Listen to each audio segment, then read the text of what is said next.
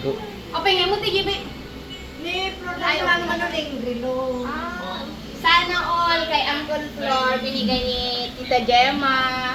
Sana all may Android. At saka hindi mawawala yung smart lock. Siyempre, hindi mawawala ang matamis. Ganda, ganda mo dyan ate ko. Saan po yan ate? Saan galing yan? Siyempre sa Amerika. Wow! Another unbox na tayo, another. Patingin ng Bango, yan. Ayan po si Miss Caburito. Papalaw po ng kanyang page. Yes, napaka-fresh. Hey! Uhahay! Fresh na fresh. Ay! Barangay Captain! Barangay Captain ng Biday. Yung fresh from the bat. Nga mo daw ito. Uy, ano si Pang Garland ko? Baka mailaan. Mga pabangong ibibigyan natin. Mga paborito natin. Sa mga totoong followers at walang pagod. Walang pagod na pumupuso sa mga video ni Tita. Malay. Yan, kaya magpalo kayo, may libreng papango. Grabe. Kaya hindi pa rin. Yung hindi followers, hindi siya mabibigyan. Ah! Ang galing talaga ni our barangay captain. Natay!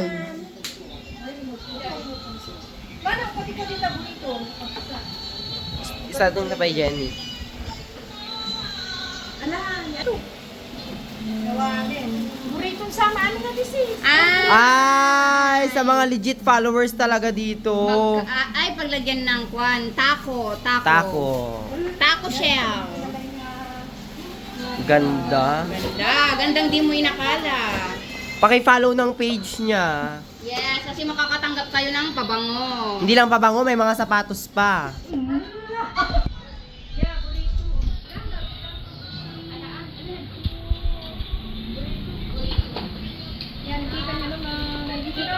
Alang, cute eh. Ito yung mga binili ni Tita Jem para sa kanyang negosyo. Burrito. Na burrito. Ala ang maganda. Burrito na lahat. Ay, wala nang pagod si barangay captain, no? Laban pa din. Mga pabango. Ayan na mga ka-freebies! Grabe sa mga walang sawang pumupuso dyan. Follow for more. Laugh. Ganda.